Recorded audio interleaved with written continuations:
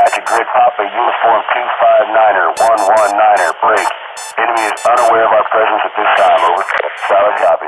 Hitman 2-3, Echo 5 Foxtrot, this is Hitman 2. Hey, good afternoon, everybody, and welcome to the Commander's Voice. This is your host, Ben Powers. Today, I'm joined by Major General Robert Edmondson. He's the Commanding General of the United States Army Communications and Electronics Command, and he's also a proud alumni of the 82nd Airborne Division, as well as many other illustrious warfighting units of our Army. So, sir, welcome to the podcast today. Hey, Ben, thank you. Happy to be here. Hey, sir, we're really excited to have you here. The podcast talks about a broad variety of airborne topics, and we jump around in military history, but being able to talk to an airborne communicator, especially a guy kind of from my same era, is really exciting. It kind of gets the podcast back to its roots. So what I'd really like to kind of kick off with is just your background. So your development as a soldier, your development as an officer, and how you came to the Signal Corps. So if you could kind of just give the audience a little bit of that overview, that would be terrific. Yeah, sure. Well, Ben, I began my career as an infantry officer, and I served in the 101st as an infantry officer inside a program called the Branch Detail Program. Didn't know much about it back then, but I received a telephone call from HRC one day, told me that I was leaving the infantry and I was going to become a signal officer. And so after about 3 years as an infantry officer in the 101st Air Assault, I had an opportunity to head down to Fort Eisenhower and learn how to become a communicator. Then quite frankly, I wasn't too sure what communications was at that time. My wife asked me, what do you think about Signal? I said, I'm really not too sure. I think it deals with satellites and radios. And my wife said, it sounds like a really good idea. Good job for you. And so I graduated from that transition course, went back to the 101st, had an opportunity to become a signal officer inside the old 501st Signal Battalion, and then made my way into the 82nd after the advanced course. Again, was a brigade signal officer in the 82nd Airborne Division. Did some my company command time there. I continued and served on the Joint Staff. Very fortunate to have been a JCS intern on the Joint Staff. And then as a major, I believe it or not, I was lucky enough to go back to Fort Liberty and serve inside the 82nd Airborne Division for another 3 years. That was post 9/11. And then on to battalion command, brigade command, senior service college in between, and then served as the Commandant, Force Com G6, and today as the Commanding General of Communications Electronics Command. I appreciate that rundown, sir. And that kind of segues into the next question, because you had, your youth was kind of pre 9/11, and then you're back in the division post 9/11. We had some relatively similar experiences early on. I know you were the brigade signal officer for the 504th. I spent some time as a battalion signal officer in the 325, and the focus back in the mid to late 90s, we're free copping, and that's exciting, but it's really all about voice comms. And then kind of post 9/11, coinciding with the revolution of military affairs, data is assuming greater and greater importance, and we're seeing data products being sent down to platoon level over FBCB2 and other command posts of the future, other variety of technology. So I don't want to be answering the question for you, but as you assume positions of greater responsibility, how did you see the demands for comms change, the nature of comms change, and what you needed to have to be successful on the battlefield? Yeah, great question. And I'm very fortunate to have had the pre 9/11 look at being a brigade signal officer, and then a post 9/11 look. And I'll use those as examples. And so pre 9/11, exactly as you had laid out, pretty sophisticated single channel communications, a little bit of free cop. If you were doing data, then you were ahead of many of the others. That was one network. That was one way of doing business. And that was a great way of doing business. It was exactly what we needed prior to 9/11. We were the best Army then, just like we're the best Army right now. The difference between pre 9/11 and post 9/11, as you had pointed out, is data, and the fact that we became digital. We became not only, though, as a military, but I'm going to talk about as a society. We think about our lives pre 9/11. Think about the number of smartphones that didn't exist pre 9/11. If you needed to talk to someone, you found a telephone and you picked up the phone, you called them, or you sent them a fax, or perhaps email if you were that sophisticated at that time. But communications were at least data communications pre 9/11 was perhaps somewhat of a luxury. Post 9/11, completely different environment. We are more connected than we've ever been in my entire military career. And so we are connecting soldiers to sensors in ways that, Ben, I don't know that we would have even really thought about pre 9/11. And so when we think about the roles and responsibilities of a signal officer post 9/11, you've got to be able to think in a three-dimensional way. It is three-dimensional chess. It is not just voice, although there are components of combat environments that might be less digital than others. You've got to really be able to understand that you have now a menu of capabilities at your disposal that we didn't have pre 9/11. It was pretty basic. It was straightforward. You used exactly what you had on your MTO. In today's environment, you're going to have all sorts of equipment. And the intent of that equipment is not necessarily for all of it to be used at the same time. That could just consume you and consume your organization. And quite frankly, have you unintentionally create a signature that our adversaries can target.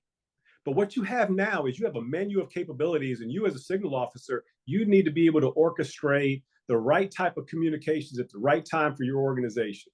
And if you feel, based upon the enemy threat, that you can install large data pipes, then go ahead and install large ones. However, if you believe that you're in an environment where you can't do that safely, then you absolutely now need to leverage the other tools that you have available to you. You mentioned, FPCB2 or JBCP or Mounted Mission Command. There are a number of systems out there. Before I even really talk more about some of what's on the horizon or being fielded, time now. I mean, the integrated tactical network and the ability for soldiers to use heads-up displays and have essentially phones attached to their body armor, and they can look down and they can see themselves and they can see the friendlies, and they probably can see, I know we can see our adversaries as well.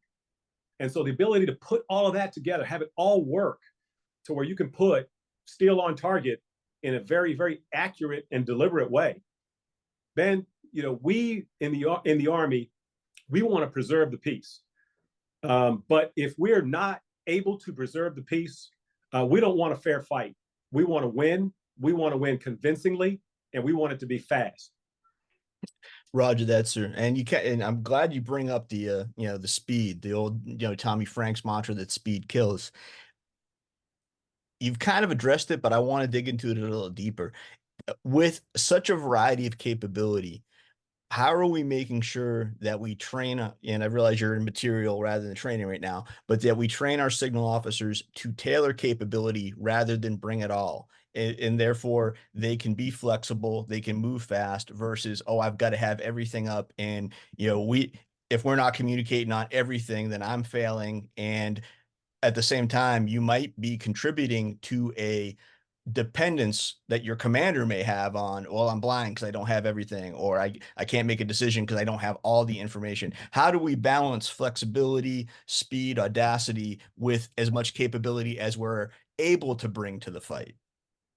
Ben, that's a great question. I laid out for you my career, and I was very fortunate to have had an opportunity to serve probably 50% of the time as a brigade, division, or in some type of sixth capacity, and then as a commander. And then to become the commandant, I began to really think more about how do you influence an entire regiment. And what I really have picked up on over the last few years is that the training has got to take place inside the units, in addition to at your professional military education institution. We can't rely only on your experiences as a lieutenant at Eisenhower, or your experiences as a captain at Eisenhower, or a non-commissioned officer going through a level of professional development as the magic, the secret sauce that's going to allow us to get after answering the question that you just posed. You mentioned early on that you and I both grew up on Ardennes. You were in the 325, I was in the 504. I would argue that outside of technical ones and zeros, I learned more about being a communicator inside an infantry unit than I did inside a signal unit.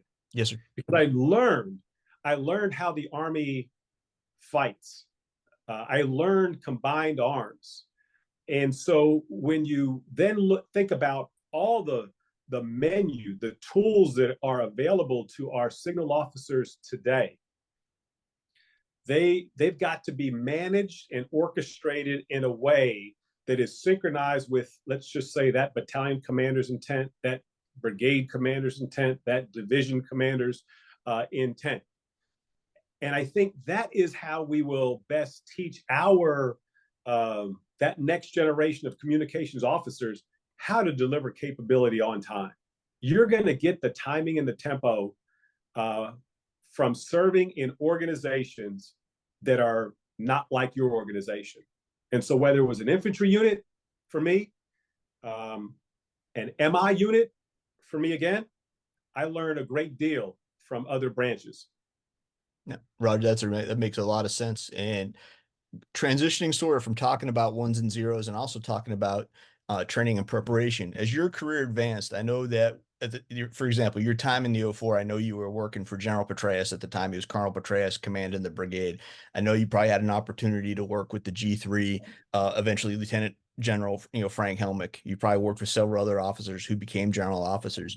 Over time, especially post GWAT, did relationships and experiences in the field with officers like that, were you able to leverage those down the road, post 9/11 when you were deployed in a hostile environment in order to be able to, achieve objectives? Or were those previous networks of personnel not a factor in how you did business?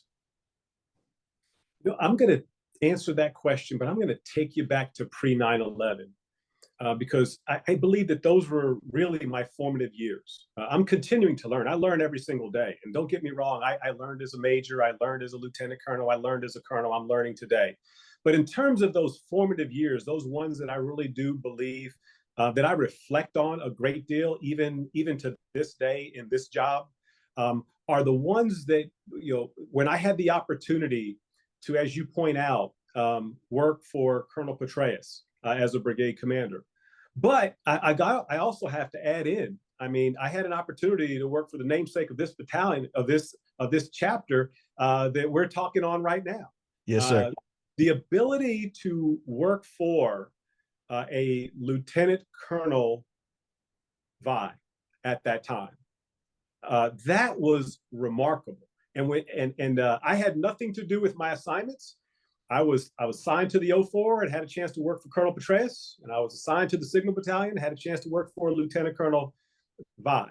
And what I learned from those two gentlemen directly has benefited me to this day, not in any way that is other than me listening to them, watching them, having had the opportunity to see greatness at work. And so really, if I did anything, it was copy what they did. All right. But there were others that were out there at that time. Again, pre 9/11, we had Lieutenant Colonel Lloyd Austin at that time, our Secretary of Defense today. Yes, sir. And so again, a captain can't make this up. I'm not special. I just happen to be in a place at a time when there were great leaders before the world even knew they were great. And so you had a chance to see them, watch them. They developed, they became better. But perhaps most importantly, they made others around them better. No, Roger, that's the bottom line of leadership right there. So that's I really appreciate that candid answer. So now that we have talked about, sort of your preparation and studying at the feet of the greats to become a general officer yourself, and you're in command here at CCOM, how have your experiences, especially as an infantry guy, and knowing what, that 19, 20-year-old kid who's going to be downrange needs, how do those experiences influence your priorities as the commanding general? And I realize you have a boss whose priorities you have to match as well, but you also at your level get to synchronize your priorities with your bosses. So I'd like to hear how your time in the field, now that you're in the sustaining base, has influenced your priorities. So I'm going to let you in on a little secret. I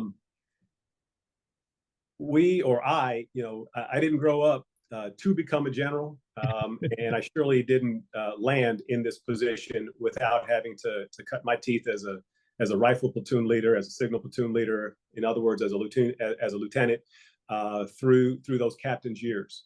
And I've never forgotten where I came from, and I don't think that any of the other general officers have forgotten where they come from either. And so people might actually be a little surprised when your general officers ask the questions they ask, have the vision they have, are able to see perhaps a problem before you thought we knew about it. The reality is none of us have forgotten, and I'll speak for myself right now, have not forgotten where I came from, have completely embraced the fact that I can reflect on having capabilities that work, reflect on having capabilities that don't work, can reflect on soldiers that were the ones that I had to lean on years ago because they were the ones that knew what right looked like. But what that meant was that not everyone was as great as that one particular sergeant. So you had to figure out years ago, okay, how do I now copy paste the talents that are inside that one individual across an entire company or across an entire battalion? I say all that to say we're realists here. And how has it shaped? It shaped us because, and this is especially post 9/11, we understand the criticality of getting the right capabilities to the right place at the right time. We understand because we've been there, we've been walking the ground in Afghanistan. We've been on different operations in Iraq. We know the importance of getting the strategic capabilities right, getting the policy right, getting the operational resources right to deliver those resources to soldiers on time. We understand that. And so how has it shaped my vision, my thought process? Quite frankly, I've never forgotten what's most important.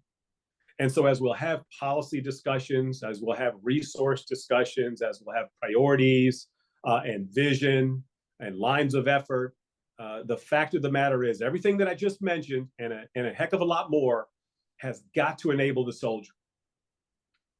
Roger that, sir. And as you were talking, I was taking it all in. It does come back down to the individual soldier, and it made me wonder. I'm got a little off script question for you. Is there an NCO in particular in your who helped develop you as a young officer or even as a more senior officer who really impacted you?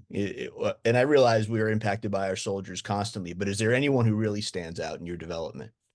What I'm going to do here is I'm going to go back to my promotion ceremony to Brigadier General. I was very fortunate to have a couple of folks join me on stage.